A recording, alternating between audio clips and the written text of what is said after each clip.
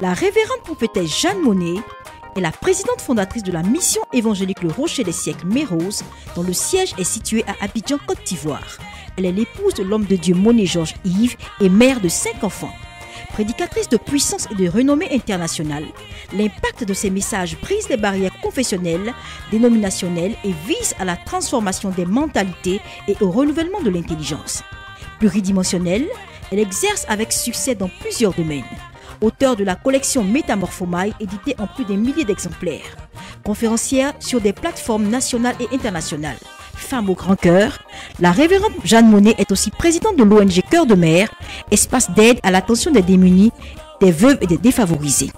Elle est aussi présidente du RIFLEP, le réseau international des femmes leaders protestantes évangéliques, où elle œuvre pour le réveil de l'esprit de la femme pour un meilleur leadership. Coach dans l'âme, elle met en place Excel Impact, une plateforme de coaching et de motivation qui se propose d'encadrer des leaders en tout genre. Mesdames et messieurs, recevons ensemble la lionne, la servante de l'Éternel, la révérende prophétesse Jeanne Monnet. Ceux que nous sommes en train d'engendrer viennent trouver quelque chose. Qu'est-ce que nous allons leur laisser? Lorsque nous lisons déjà la parole que Dieu donne à Abraham, nous réalisons que dans le plan de Dieu, alléluia, il veut que ce qu'il est en train de relâcher dans notre vie puisse aussi, alléluia, couler sur nos enfants. Lorsque nous lisons aussi la parole que Dieu entretient avec David, la promesse qu'il donne à David, c'est que je fais rentrer le trône dans ta vie à toi. Mais organise-toi, rentre en alliance avec moi, de sorte qu'à partir de ce fait-là, d'entrer du trône dans ta vie à toi, le trône ne sorte jamais de ta famille, de ta lignée et de ta postérité. Que le trône reste dans tes portes, afin que tous ceux qui viendront puissent aussi, alléluia, s'asseoir sur le trône, comme tu t'es assis sur le trône. Que ta postérité monte sur le trône. Donc le niveau où Dieu nous envoie concerne nos enfants. Il envoie un niveau, une dimension, une ouverture, en sorte que nos enfants héritent basiquement de ça. Et par la suite, que eux-mêmes, alléluia, donnent du volume ou du poids ou de l'ampleur à ce trône-là. À ce trône-là. De quoi parlons-nous lorsque nous parlons d'alliance? L'alliance est un, amen, avec Dieu, l'alliance avec Dieu est un accord dans lequel tu entres avec lui. Tu entres avec Dieu dans un accord. Vous vous accordez pour un certain nombre de choses. Je pose tel pas afin qu'en retour de ton côté, toi tu poses tel autre pas. Il y a plusieurs types d'alliances, dont l'alliance du mariage, amen, dans laquelle un homme et une femme se mettent d'accord pour dire, j'apporte mes sentiments, en retour toi apporte-moi ta fidélité. J'apporte mon amour, en retour toi apporte-moi ta soumission. J'apporte ma semence, en retour toi apporte-moi un enfant. Donc par l'alliance, deux personnes se mettent en accord pour. Si tu n'es pas rentré dans cet accord-là et que tu prétends être en alliance avec Dieu, ça veut dire que, alléluia, tu peux même trahir les attentes que Dieu a de toi sans t'en rendre compte. Il faut que tu saches ce qu'il attend de toi et il faut que lui aussi sache, alléluia, ce que tu attends de lui. Alléluia. Et il y a beaucoup d'alliances et de convenances comme ça qui se mettent en place, amen, et avec lesquelles nous évoluons. Si nous comprenons déjà cette partie, nous devons aller jusqu'à dire que l'alliance nous engage de part et d'autre. L'alliance nous engage, nous, vis-à-vis de Dieu avec qui nous entrons en alliance. Et l'alliance l'engage lui, vis-à-vis de nous qui avons accepté de donner dos à toutes sortes de choses pour entrer aussi avec lui en alliance. C'est pour ça qu'il est très important qu'un enfant de Dieu entre en alliance avec Dieu. C'est vrai, par Jésus-Christ, nous sommes déjà en alliance avec Dieu. Alléluia. Nous entrons dans l'alliance de la grâce par Jésus-Christ avec Dieu. Mais je suis en train de parler de choses spécifiques qu'au-delà de, alléluia, du bénéfice d'être en Christ, des choses spécifiques que Dieu fera dans ta vie à toi et pas dans la mienne, parce que selon les accords que vous avez tissés, il y a des choses que tu lui as dit, cette alliance dans laquelle moi, je m'engage avec toi, c'est afin que. Et moi, peut-être dans une alliance personnelle que je tisse avec Dieu, je ne serai pas en train de lui demander les mêmes choses.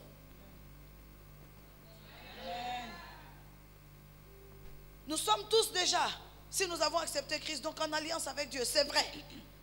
Mais je parle d'une alliance que tu tisses avec Dieu pour fixer certaines attentes de son intervention dans ta famille, dans ta vie. L'alliance à partir de laquelle tu pourras compter pour dire, je me suis mis d'accord avec lui. Que quels que soient les vents qui vont souffler, il y a certaines choses qui ne doivent pas m'arriver, qui ne doivent pas arriver. Aussi longtemps que moi, je respecte la part d'accord que j'ai fait avec lui. Lui, il doit tenir son cas. Donc même si le vent souffle, je saurai que dans tous les cas, le vent va souffler. Mais il y a un certain nombre de choses jusqu'auxquelles je n'arriverai pas parce que je suis entré en accord avec lui. C'est de cette forme d'alliance-là que je veux parler. Où tu poses un pas pour dire à Dieu, je vais avec toi jusqu'à tel niveau. Viens avec moi jusqu'à tel niveau. On est ensemble ce matin. Salue-moi le Saint-Esprit. Amen. Salue-moi le Saint-Esprit si tu es là. Je vais avec toi jusqu'à tel pas. En retour, il y a ce que aussi j'attends de toi. Il y a ce que je veux te voir aussi faire dans ma vie. L'alliance que nous allons tisser avec Dieu dépend de ce que nous attendons de lui. Alléluia. Amen. Et pour notre part, nous savons ce qu'il attend de nous. Et tant que, alléluia, nous serons en train de faire ce qu'il attend de nous, lui aussi sera tenu de faire ce que, alléluia, nous attendons de lui. Alléluia. Ce que nous attendons de lui. Et il y a un autre terme que je veux expliquer, c'est la prospérité financière. Amen. Prospérité financière. C'est la bonne santé financière. La prospérité est très différente de la richesse. La richesse est un état. Amen. Dans lequel on peut te situer à partir d'un certain nombre de choses que tu possèdes. La prospérité est une atmosphère dont on peut te qualifier à partir de alléluia, ce qui coule dans ta vie. Amen. Le fait que quelqu'un est riche ne sous-entend pas qu'il est prospère. Mais le fait que quelqu'un est prospère sous-entend qu'il est enclin à être riche. Alléluia. La prospérité est la bonne santé, prospérité financière, parce qu'il y a plusieurs types de prospérité. Hier, je parlais de la prospérité mentale, la prospérité intellectuelle, la prospérité en termes physiques, la prospérité économique. Il y a plusieurs aspects de la prospérité. Ici, je parle de la prospérité financière. Le fait que quelqu'un soit en plein essor, ça bouge, ça va. Tout ce qu'il touche réussit entre ses mains. Tout ce qu'il touche réussit entre ses mains. Donnez-lui juste ça, il réussit à en faire quelque chose qui intéresse les autres. Il est prospère. Il entre dans un domaine, il y a un essor. Il entre dans un domaine, il y a un essor. Peu importe les capitaux avec lesquels il commence, ça finit toujours par devenir quelque chose de plus important et de plus abondant. Ce n'est pas à la richesse qu'il faut courir, c'est à la prospérité. Parce que s'il y a la prospérité, on est enclin à devenir riche. Si, amen, on a la marque de la prospérité. Et comme je disais hier, alléluia, dans 3 Jean, il est clairement spécifié, amen, que le souhait de Dieu, c'est que nous prospérions.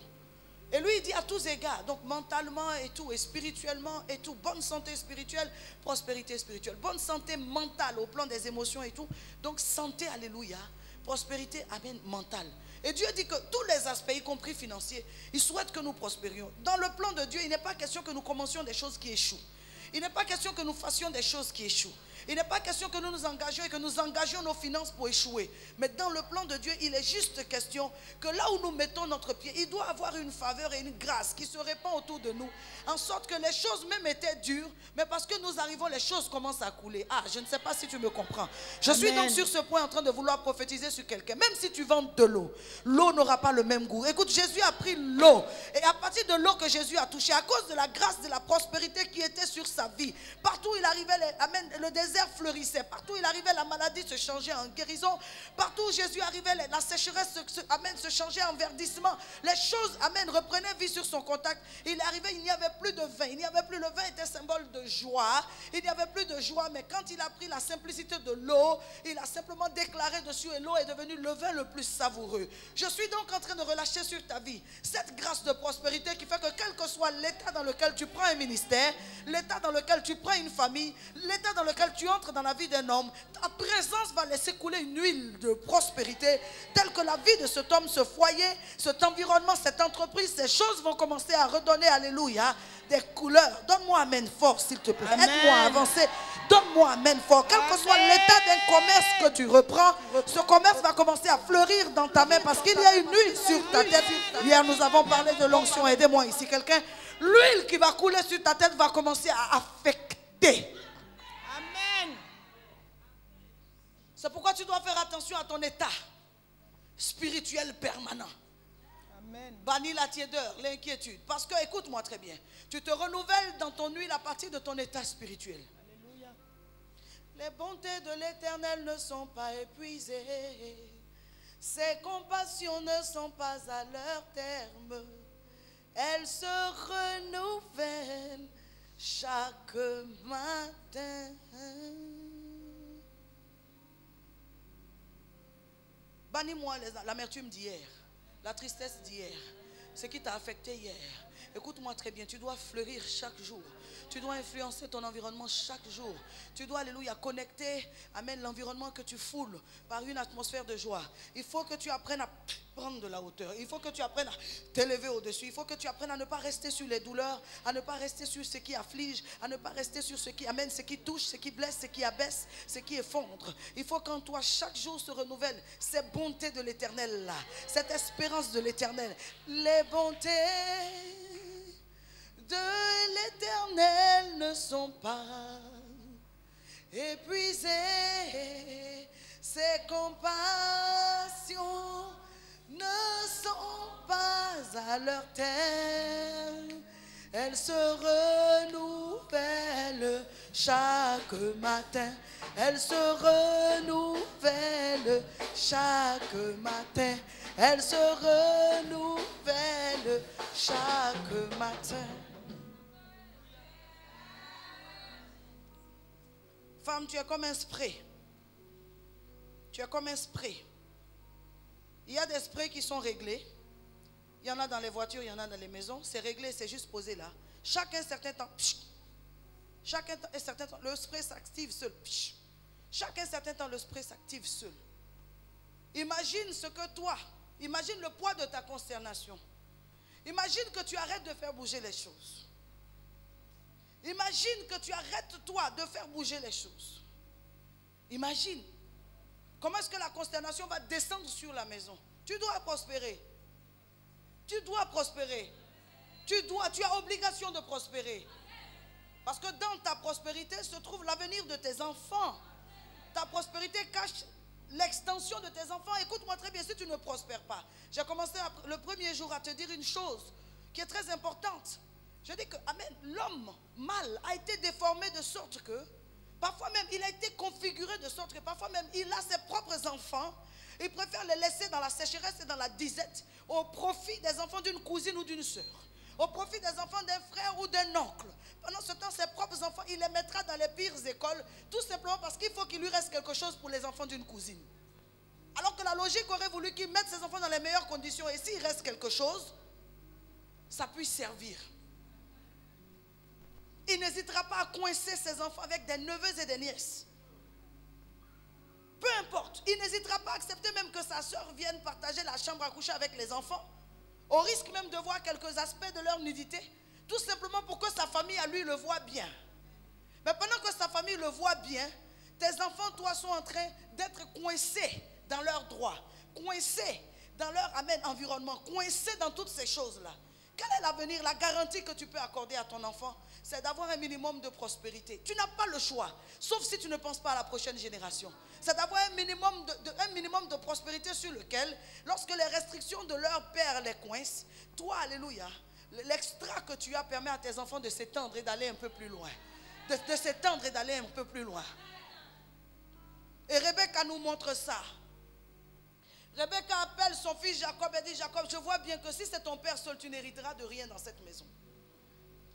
Elle dit: Jacob, je vois bien. J'ai tout fait, mais ton père a un seul enfant dans son esprit. Il s'appelle Ésaü. Et je me dois de te sécuriser. Ésaü aura, mais toi tu ne resteras pas sans rien avoir. C'est une mère qui pense à la postérité. C'est une mère qui planifie, qui ne veut pas qu'il y ait d'injustice. Mais il y a trop d'injustice dans nos familles. Il y a trop d'injustice calculée dans nos familles, dans nos foyers. Il y a trop d'injustice. Ton mari ne va pas hésiter à se cacher pour donner l'argent à sa famille. Mais en fait, tu ne t'y opposes pas. Mais tu te caches pourquoi? Tu te caches comme si je vois il y aurait un problème. Est-ce que je t'ai dit qu'il y a un problème à donner? Pourquoi est-ce que tu te caches? Quelle image tu donnes de moi en te cachant comme ça? C'est ta conscience. Si tu ne te reproches rien, donne à yeux ouverts. Pourquoi est-ce que tu donnes par derrière? Vous êtes obligé de vous mettre dans un coin. Tu es en train de donner comme si ce que tu donnes, c'est pour toi. C'est à toi de savoir si tu dois donner autant ou si tu ne dois pas donner autant. On ne se plaint pas que tu donnes, mais donne avec mesure. Tu as des enfants ici.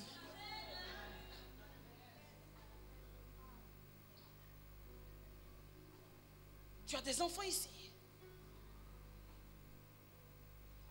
Tu as des enfants ici. C'est pour ça que tu dois prospérer, pour la sécurité de tes enfants. Tu ne prospères pas simplement parce que tu as envie d'être une femme qui en a un peu plus ou qui en a un peu trop ou qui veut se faire voir. Tu prospères afin que, au cas où l'enfant se trouvait dans une situation de restriction, que tu sois à même de dire, petit, ce n'est pas grave. Je t'envoie juste quelque chose pour que tu puisses étendre en attendant que ton père ne réagisse. En agissant ainsi, tu es en train d'apaiser les frustrations d'un enfant qui ne comprendra pas. Comment est-ce que mon père peut me laisser dans cette situation-là juste à cause de la famille? Mets ton enfant à l'abri. J'ai touché quelque chose de bon? Mets ton enfant à l'abri. Et Jacob vient dire à sa mère, il dit, maman, j'ai un problème, nous sommes dans Genèse. Hein? Maman, j'ai un problème, il n'y a rien pour moi, mon père n'a rien prévu pour moi. J'ai entendu qu'il est question de chevreaux. Je ne sais même pas comment faire, de gibier. Je ne sais même pas comment faire. Elle dit, reste tranquille. J'avais prévu quelque chose là pour toi. Tiens, il va te défendre avec. Qu'est-ce que tu as prévu pour l'enfant? Quand il va te faire comprendre que maman, je me suis battue, je suis arrivée en maîtrise. Et j'ai envie de faire une rallonge de mes diplômes. Mais on me demande un tel montant. Qu'est-ce que tu auras prévu? Tu vas imposer à l'enfant de s'arrêter pendant qu'il a en lui les facultés d'avancer? Qu'est-ce que tu auras prévu? Quel genre de mère tu veux être pour la prochaine génération? Tu veux imposer à ton enfant, parce que pendant qu'il a les facultés intellectuelles d'avancer, tu veux lui imposer de s'arrêter au BTS. Qu'est-ce que c'est que le BTS aujourd'hui? Le BTS c'est quoi? Aujourd'hui le BTS c'est quoi? C'est quoi? Qu'est-ce que c'est que le BTS? Tu veux imposer ça à ton enfant? Tu ne veux même pas pouvoir lui faire plaisir de dire que je te pousse à telle hauteur.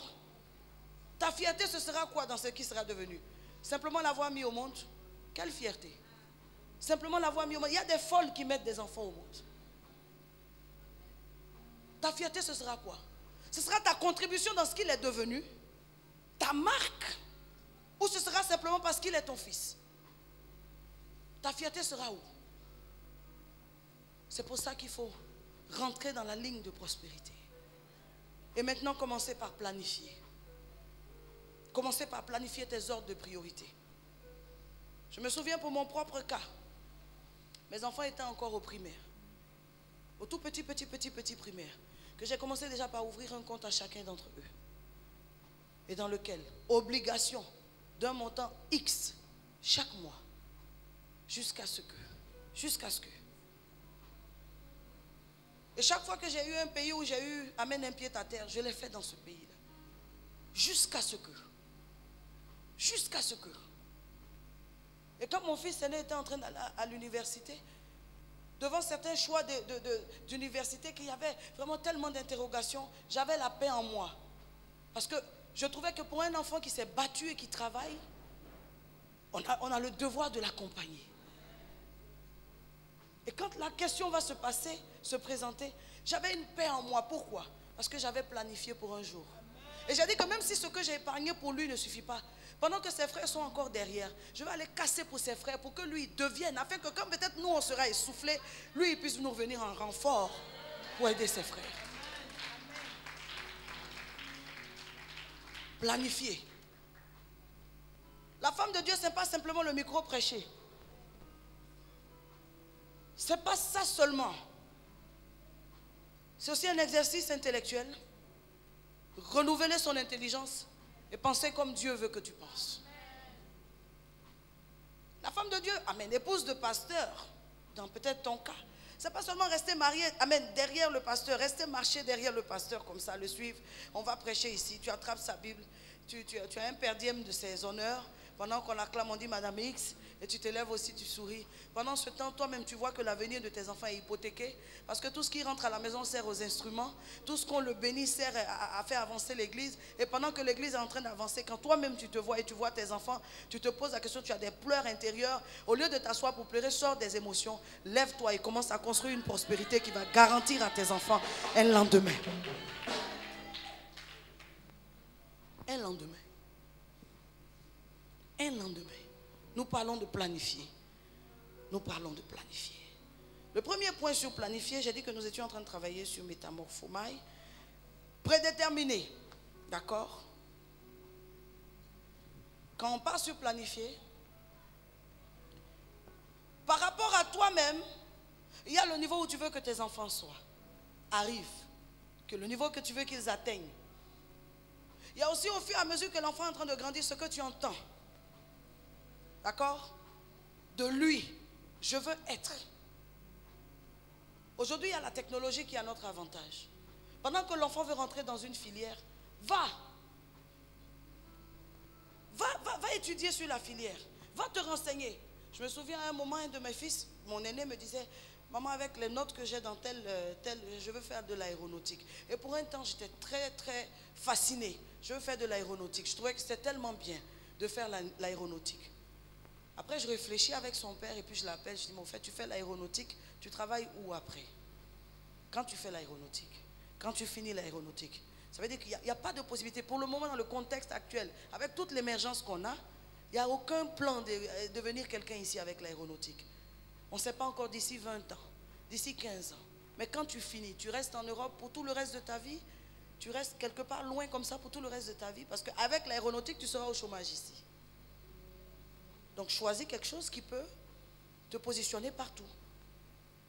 Donc, on commence dès maintenant à avoir un regard lointain sur l'itinéraire de nos enfants. C'est dès maintenant. Va sur la technologie, renseigne-toi sur ce qu'il veut faire. Ça débouche sur quoi? Ça lui ouvre quel espace?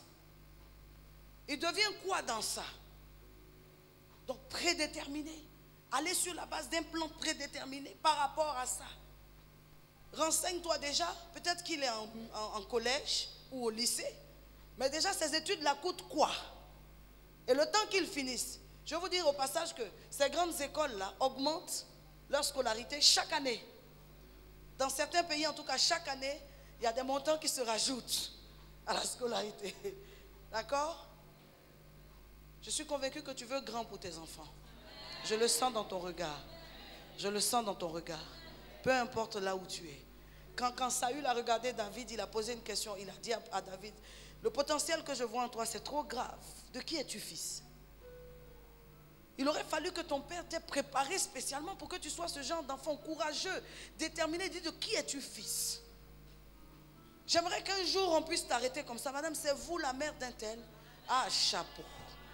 Félicitations, madame, vous n'avez pas démérité. Madame, c'est vous la mère d'un tel? Félicitations. Qu'on t'honore sur les honneurs que toi-même tu n'as pas eu, mais les honneurs que tu as enfantés. Les honneurs que tu as enfantés.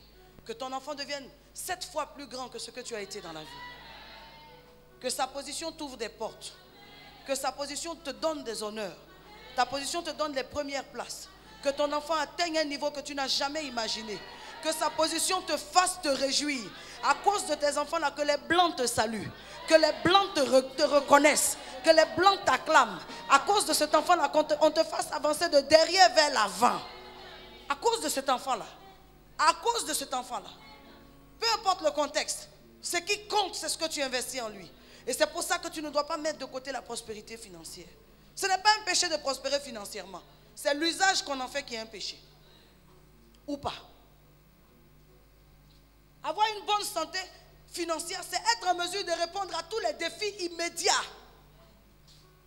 qui se présentent à toi. Peut-être que le secours devra venir de quelque part, mais dans l'immédiat, voici déjà ce que je peux mettre en place. Il y a des gens devant lesquels des opportunités se présentent. Tout de suite, comme ça, tu as un enfant qui traîne avec un diplôme et qui n'a pas de travail. On te dit, non, maintenant, il a un concours ou un test à passer. On a besoin de 450 000 francs, juste ça, pour qu'il passe le test et qu'éventuellement, il soit pris. Tu sens, lui, qu'il a les capacités, mais tu n'as rien. Tu en parles à son père, il te dit, ah, mais si ce n'est pas cette fois, ça sera une autre fois. Nous avons un Dieu qui est puissant. Mais justement, ça, c'est une opportunité de notre Dieu qui est puissant. Pourquoi ne pas la saisir en même temps? Et tu n'as rien. Tu vas continuer avec ces frustrations-là. Des opportunités qui viennent et que tu n'as pas. Mais imagine-toi, avec un minimum. Et que ton enfant vienne te dire, j'ai appris qu'il y a un concours, mais que j'ai juste besoin de 500 000 pour être admissible. Et que je sens que j'ai le potentiel pour. Et que tu puisses avoir ces 500 000 et qu'il revienne te dire, maman, j'ai eu le concours. On va me prendre bientôt aux impôts ou on va me prendre bientôt quelque part dans un service de l'administration où je deviendrai cadre de l'administration. Je deviendrai quelque part un administrateur. Imagine, n'est-ce pas là la porte de sortie?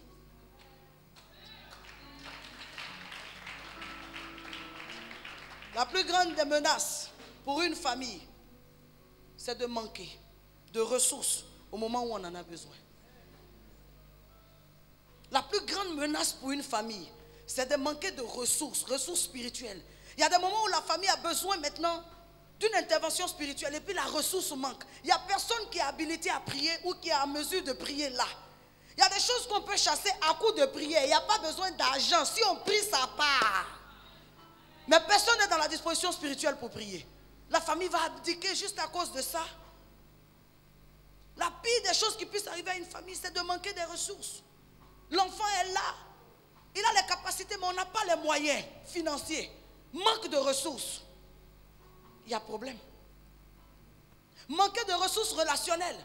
L'enfant s'est débrouillé jusqu'à il est arrivé quelque part. Dans un pays. Tu peux ne pas connaître quelqu'un, mais au moins tu connais quelqu'un qui connaît quelqu'un là-bas. Mais tu n'as aucune relation. Tu es limité à avoir des relations entre toi et les gens de ton église. Voilà tes seules relations. Et des fois même encore dans l'église, va voir. Tu n'as pas de relation avec d'autres hommes de Dieu qui peuvent te dire, ah attention, je connais un homme de Dieu là-bas qui est bien. Pendant que ton enfant y va, on va l'appeler, au moins il aura un regard sur l'enfant. Mais tu ne collabores avec personne, tu n'as aucune relation avec personne. Pourquoi? À cause de la super spiritualité dans laquelle tu t'es positionné et qui fait que tu juges tout le monde. Et maintenant que tes jugements t'aident,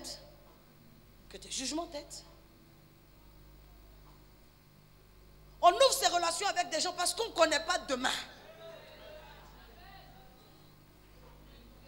On ouvre ses relations avec les gens parce qu'on se dit, il peut arriver que.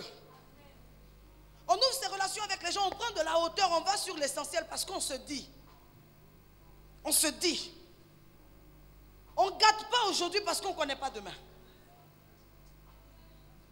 Je ne veux pas avoir à me prosterner devant quelqu'un. C'est pourquoi aujourd'hui je préfère laisser chacun dans sa position. Demain au moins on peut se regarder de haut. Me prosterner pour te saluer parce que je t'ai abaissé hier et qu'aujourd'hui tu es en position de hauteur. Je ne veux pas ce supplice là. Je préfère prendre chacun dans la position où Dieu l'a mis. Il se trouve que demain, il y a des gens d'aujourd'hui qui auront à intervenir dans la vie de tes enfants demain, par eux-mêmes ou par leurs enfants. C'est pourquoi ce qu'on appelle les valeurs relationnelles, ça fait partie des choses les plus importantes dans la vie d'un enfant de Dieu. Or, malheureusement, l'ennemi sac là-bas. L'ennemi sac. On ne bâtit pas sur des valeurs relationnelles. David un matin se lève et dit, reste-t-il quelqu'un de la maison de Saül à qui je puisse faire du bien? Il dit, il y a tellement de bien ici que j'ai fini de partager même aux inconnus. Il n'y a pas encore quelqu'un de la maison. Fouiller. On dit non, tout le monde est mort, il dit fouiller. Certainement Dieu, le Dieu du reste. Le Dieu qui laisse toujours un reste. Certainement qu'il a laissé quelqu'un quelque part. Fouiller. On fouille jusqu'à de quartier à quartier. D'environnement à environnement, on arrive à l'eau des bars. Quelqu'un est-il ici parenté à feu le roi Saül? Au début, les gens se méfient. Et si on dit que c'est pour maintenant exterminer le dernier? Quelqu'un est-il ici parenté encore une autre fois? La peur est là, on n'ose pas le dire. Et la troisième fois, le roi nous envoie chercher quelqu'un qui est parenté, qui est de la lignée de Saül, le défunt roi, afin de lui faire du bien. Et voilà Méphibosheth qui vient, clopin, clopin, clopin, clopin. Saül n'a rien laissé qui aurait pu aider. Mais sur la base de la relation de Jonathan et David.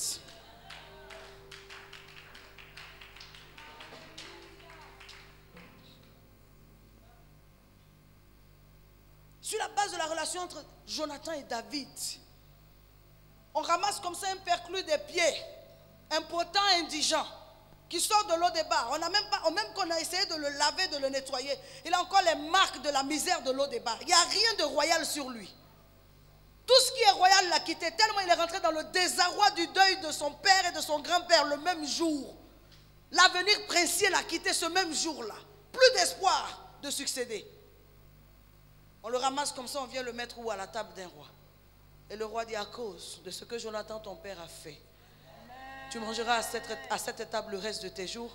Je demande qu'on te restitue tout le reste des biens de ta lignée ascendante, qu'on te redonne toutes ces choses. Écoute-moi très bien. Quelqu'un que tu traites bien, fais attention, tu ne sais pas, le petit, le grand. Quelqu'un que tu traites bien aujourd'hui, ça peut être simplement une semence, une épargne. Ça peut être simplement, alléluia, quelque chose que tu es en train de préparer pour la génération qui vient. Quelqu'un avec qui tu as de bonnes relations. Simplement, je ne te demande pas d'être ami à tout le monde. Je te demande de soigner tes relations. De juste soigner tes relations. Je te demande juste de soigner tes relations. Ce qui va arriver au peuple, maman, c'est le fait que le pharaon qui est venu dit que moi je m'excuse, mais le Joseph dont vous parlez, je ne l'ai pas connu. On dit, mais il a été un homme de bien pour vous. Il dit, je n'ai aucune trace. Il y avait tellement de fossé entre le bien que Joseph avait fait. Il avait travaillé en bien pour un temps. C'est pareil. C'est pareil que pour qui? En parlant même du même Joseph. Regarde la dimension qu'il avait d'influencer une génération. Il a influencé la génération sur quelques années. L'impact qu'il a eu était pour 14 ans. Les 7 ans de maigre qu'il a réussi à tourner en 7 ans d'épargne, 7 ans d'abondance. Qu'il a tourné en 7 ans d'abondance et d'épargne, afin que pendant les 7 ans de sécheresse, l'épargne puisse servir à couvrir. Ce temps-là, son nom a régné. Après l'influence forte de ces 14 ans, on le reconnaît comme un bienfaiteur, au fil des années, son souvenir a commencé à baisser. Mais regarde la dimension qu'il avait. Est-ce qu'il n'était pas capable de pousser un peu plus loin? Regarde, au bout de 14 ans et quelques années après les 14 ans, on commence déjà à l'oublier. Un autre pharaon est venu au pouvoir. Il a commencé à maltraiter. On dit non, on ne doit pas maltraiter ces gens. Ils ont un ancêtre ici, un grand-père qui a été quelqu'un de bien pour nous. Il dit, hélas, je ne l'ai pas connu. Est-ce que tes actes ne peuvent pas, amen, sécuriser pour la postérité?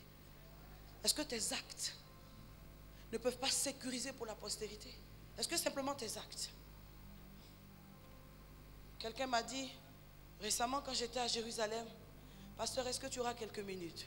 J'ai dit pourquoi? Il dit non. Je sais que tu es ivoirienne, il faut qu'on t'emmène voir là où votre président, il a offert un édifice ici, dans la zone du Mont Sion. Il faut que vous alliez voir. Peut-être que vous voudriez prendre un point de contact pour prier pour votre pays. Parce que votre président, il a offert un bâtiment ici. Le feu au fouet de Boigny, il a offert un bâtiment ici. Tu vois? Il ne me connaît pas, mais il sait que je suis ivoirienne. Il me rattache au bien que quelqu'un qui est mort, ça fait déjà plus de 20 ans, a fait. Même tes bons actes, même tes bons actes, même tes bons actes, même tes bons actes. Arrête de fouler aux pieds, arrête de prendre tous les gens de ta hauteur, de te positionner à un niveau, de positionner les autres à un autre niveau. Parce que tu ne sais pas par le jeu de la vie, comment est-ce que le repositionnement peut vous mettre. Tu ne sais pas que le petit esclave qu'on appelle juste jouer de la flûte là, demain il est prévu qu'il soit roi. Et que le petit Mephibosheth à l'époque, peut-être quand son grand-père on lui jouait la flûte, Mephibosheth venait, il jetait des petites pierres à David en disant continue à chanter, tu nous fais du bien. Il le prenait de hauteur.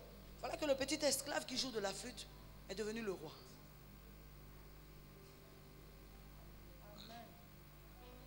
Penser générationnelle, c'est penser large, c'est penser loin, c'est avoir une vue de très loin. Et ça fait en sorte que lorsque l'argent tombe dans ta main, tu comprends. Il y a des gens qui ont 1 million le matin,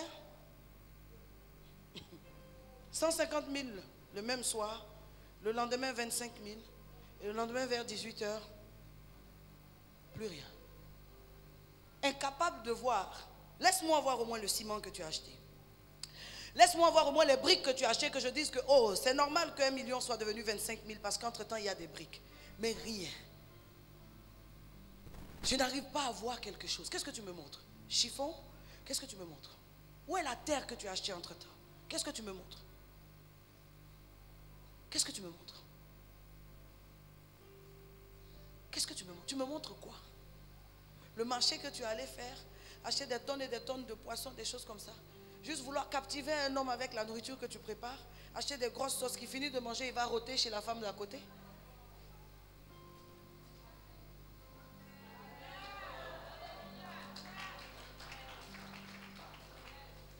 Non. Dans chaque semence que tu reçois, il y a 4 parts. Chaque semence que tu reçois, il y a 4 parts. Joseph a dit, selon sa théorie, la moisson que nous allons prendre, divisons-la en 2 parts. En ce que nous allons manger maintenant et en ce qui va nous rester pour les temps difficiles. Ce que tu reçois maintenant est l'abondance du moment plus la sécurité des moments à venir. Tout argent qui entre dans ta main concerne 2 saisons. L'abondance du moment et la sécurité des temps à venir. Ne mange pas tout. Parce qu'après ce que tu as reçu, il y a un temps de flottement qui va venir. Si vous regardez bien votre vie, et ça arrive à tout le monde, après chaque grande entrée, chaque saison florissante au plan financier, il y a toujours un petit temps de flottement avant qu'une autre saison de florissement vienne. En tout cas, moi, c'est ce que je vis. Je ne sais pas si c'est la même chose pour tout le monde. Combien de personnes expérimentent ça? Ah, ça ressemble à du général. Tu as une forte entrée maintenant. Et c'est ça que Pharaon était en train de voir. Il appelle Joseph et dit, le songe que j'ai fait est troublant. J'ai eu beaucoup. Et tout d'un coup, une situation est venue avaler tout ce que j'ai eu. Et donc maintenant, je suis resté dans la sécheresse et dans le rien. Tu peux faire en sorte de ne plus connaître ce genre de sécheresse.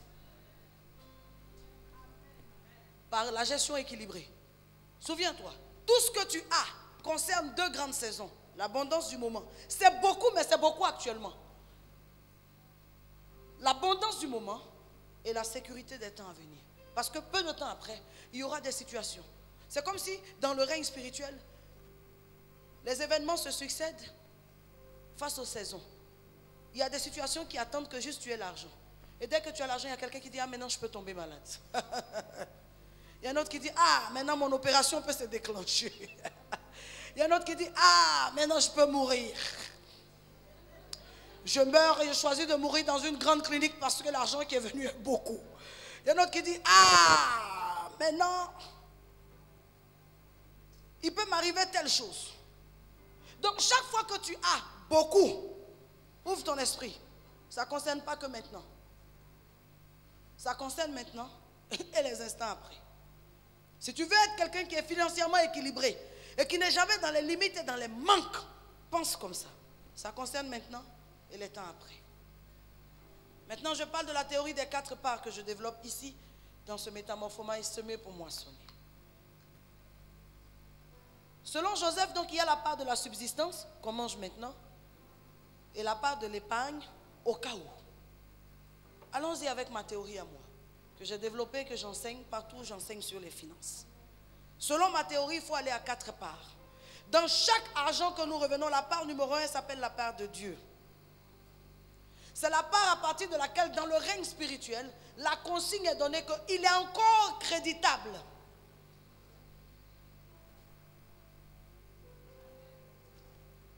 C'est la part qui donne signal au ciel pour dire que, amen, Deutéronome 28, il a obéi. S'il y a une autre manne qui vient, s'il y a un autre flux financier, il y a droit. Dîme, je reprends dans l'ordre. Prémisse, dîme, offrande volontaire, vœux, semence de foi, action de grâce. Et les dîmes. Je ne sais pas s'il y a mes CD sur les finances, mais j'enseigne sur les finances. Et forcément, ça va changer votre vie financière.